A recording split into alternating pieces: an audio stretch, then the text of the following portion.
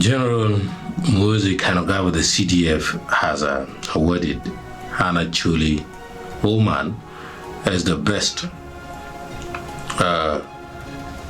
guard at the Uganda prison service.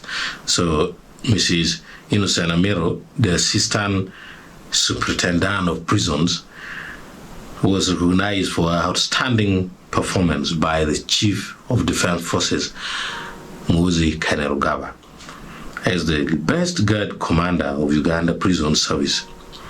Now, a bear gifter, one of the councillors from Gulu city, has expressed her gratitude, congratulated Amito, and also said, we are proud of you, in her own word.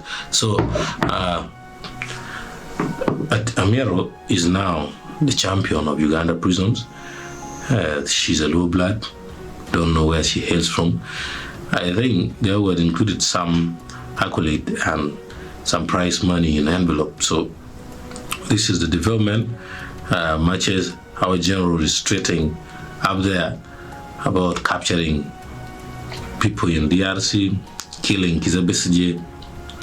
He's also doing a different thing on the ground. So that is all about the development coming in from Uganda prison service.